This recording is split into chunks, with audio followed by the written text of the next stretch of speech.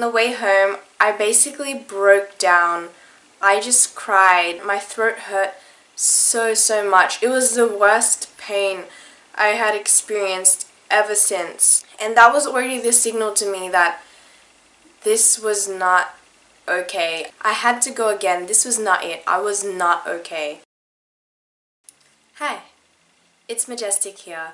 And today I wanted to talk about something that has changed my life so much. This is a story of when I stopped talking completely for 3 months. Well, almost completely. Basically, I just wrote on paper, and even longer, I barely even talked after what I just experienced. My voice was completely fine for many years, until it started to get a bit sore at the end of the day sometimes. I would used to have a full day in school, but then at the end of the day my throat would start to get sore.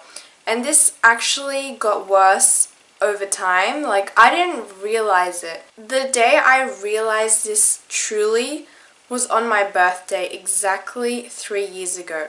On that birthday, it became to the point where the first word that I spoke, my throat was already sore. On my birthday, someone wished me, "Happy birthday, Jess." And I said thank you. Just saying thank you already hurt my throat, and I was already in pain. Just the first word of the day. And I knew at that point that something was definitely wrong. Like, I went out that day, I went to eat dinner, but I wasn't feeling that good with my throat.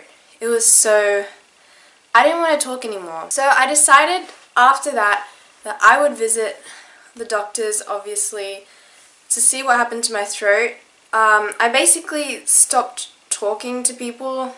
I reduced talking a lot because I didn't want to experience any pain. The pain overtook, especially the more I talked. There was so much pain. I booked the appointment to the doctor. When I was at the doctor, it was mainly my mum explaining, because obviously I had troubles talking. And so he checked my mouth, he checked my throat, he checked everything. And you know what he said? He said, "Your throat looks perfectly fine. There's nothing wrong with it." And he generally thought I was just sick and I was just making an excuse so I wouldn't have to do my speech that was on that week for school. So I left that appointment. On the way home, I basically broke down.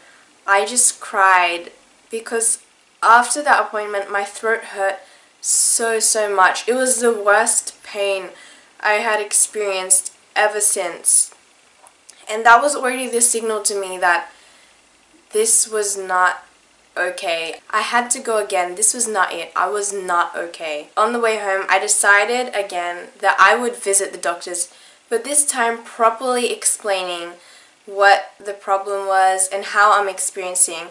So when I came back home, I wrote a whole entire note. I don't have the note right now. I don't know where it is.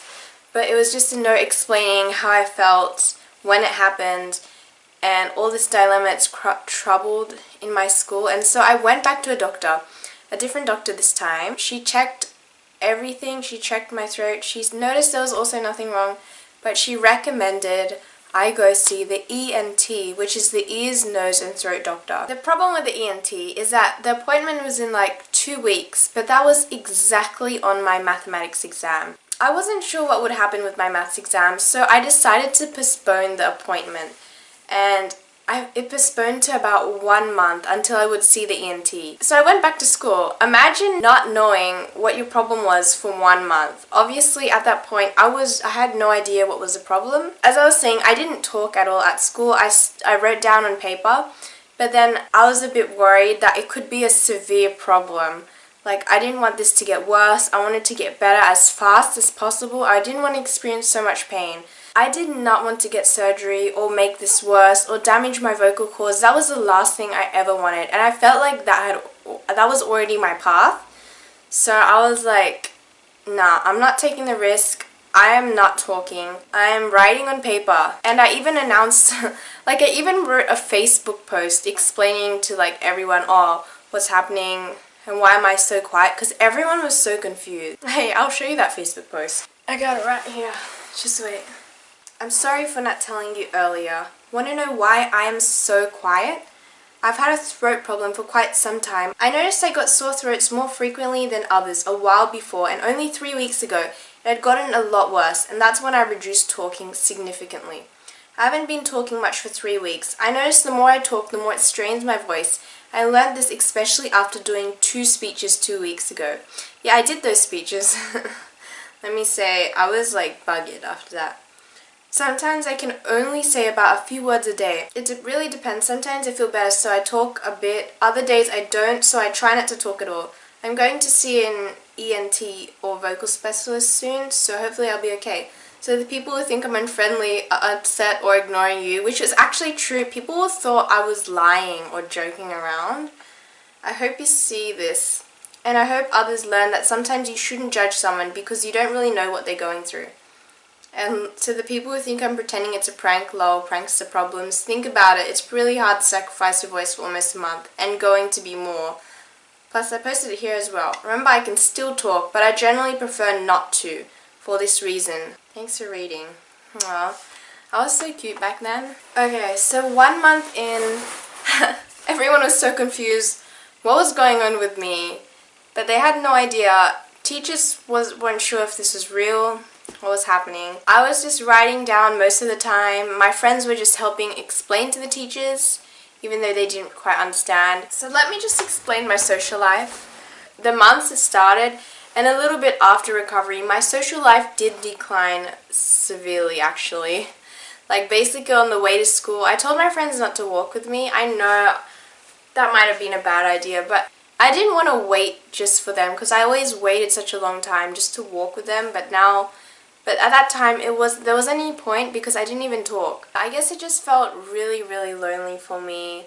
And then 1 month finally came and I went to the ENT, the ears, nose and throat doctor.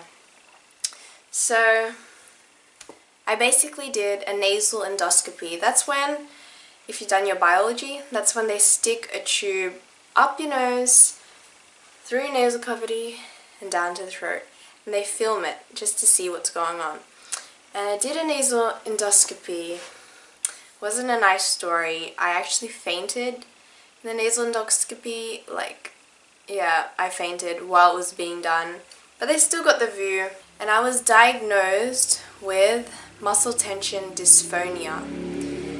And you wouldn't believe it, but I was actually so happy when I got this diagnosis because they told me that I did not have to get surgery. I would just have to go to a speech pathologist, get my vocal cords retrained, and then I would be speaking in like a few months or a few weeks. And I was so happy to hear that I would have my voice in a few weeks. Like, that was a lot to me. Okay, so straight after getting this diagnosis, I actually made a PowerPoint. Like, this is how committed I was to recovering. I made a PowerPoint for people and friends and family so that they can understand, because not many people understood it after I explained it to them for a while. So what is muscle tension dysphonia? So it's a common vocal disorder. Basically, I'm using the wrong muscles to talk, and the tension prevents my vocal cords from working efficiently. My vocal cords, however, are 100% fine and there is no physical damage. Oh, I had a really, really good explanation.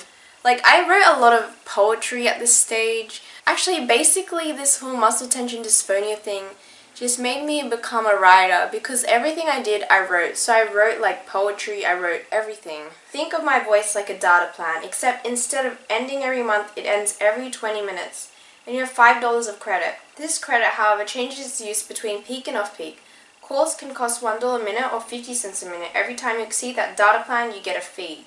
That is muscle tension dysphonia taking effect on me. And then I made all these ways of how my friends could help me, because no one knew what to do, like avoid conversations. So I went to the speech pathology and I basically did some exercises. I went to her every week. Oh, I love my speech pathologist. Thank you so much if you're watching. I don't think she is. But I'm just so grateful for all the lessons we've done. Yeah, she basically helped me recover. I did vocal exercises every morning and every afternoon. After I was diagnosed, it was basically my new label, muscle tension dysphonia. I received a lot of support for speeches. Oh, drama class, like my teacher understood, so I got the miming role in drama. Like I got so much support from my school. I even got to see a counselor as well, because actually muscle tension dysphonia isn't really just it's actually not really that physical. It's also caused a lot by stress and anxiety and stuff. And actually, did I not explain this? Muscle tension dysphonia is when your vocal cords aren't opening fully as much or vibrating as much as normal people's, because there's a lot of tension around the throat, and a lot of tension is often caused by a lot of stress and stuff like that. So I was seeing the counselor, for mental health. I was so thrilled for recovery. I went on weekly runs as well to get that respiratory system pumping. Yeah, I did my exercises twice a day, every single day, for months and months and months. That was commitment.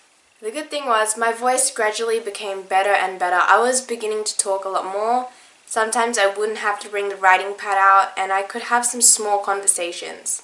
The only thing was, even after a few months, I couldn't talk more than like small conversations, like a bit of this and that, but I still needed a lot of breaks for my voice. And at this point of time, people thought I was joking, people thought I was lying about this, that I've recovered, I have a voice. People were telling me like stuff that made me want to give up, and I would cry and I would be in pain for hours after school just because I talked and tried to have fun that day. It just gets so emotional, like you're doing such a good thing, you're talking, you're socializing, but then you're just punished by all that, by pain and soreness. I didn't want to welcome an open voice because people will just take advantage of it and keep talking. I know it's normal, it's a good thing. People want to talk to me and I'm so grateful for that. People actually want to interact with me, and that's amazing. So that's when I started to talk less, because every time I talked, I was welcoming more people to talk to me, and then I was experiencing a lot of pain, and I felt a lot of pain by that. And I guess everyone thought I recovered because they saw me talking. It got better, but I think it stopped a bit. Like, it was like that. It started getting better, but then I never got past the small convo dilemma. And that was like that for 1.5 years. So I wasn't fully okay with my voice for 1.5 years. And that was when I decided again that I needed to go see the ENT because I did not fully recover. So I returned back to the ENT with a new letter explaining my situation. But the doctors were saying I should talk. And so I went back home after that, and I was like, wow, did we really spend all that money just to be told that I should talk again? At first, I was so disappointed of what they just told me, because that's it. They think it's that easy. That's what I was thinking. So I updated my PowerPoint after I got over that phase. I decided, okay, fine, I'm going to recover again.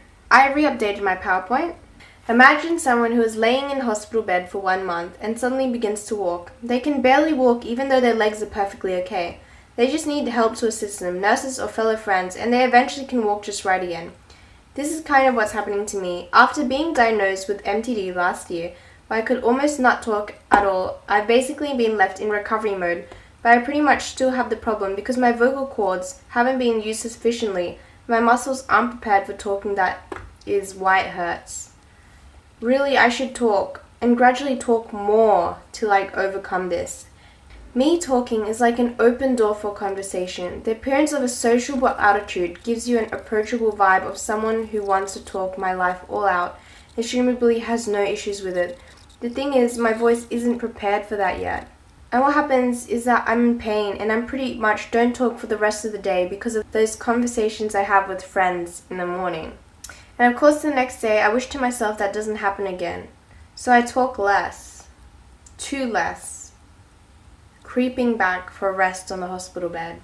And this was this time where I was like, I'm going to talk more, but not too much, not too less. That was my new motto. So I basically told my friends, guys, I want to walk with you again to school. So I walked with people to school again. And I told them about my situation, so we basically made this thing. I would signal them when that's enough talking. But then I would start conversations as well. Like, I would talk to people, but there was an end time to it.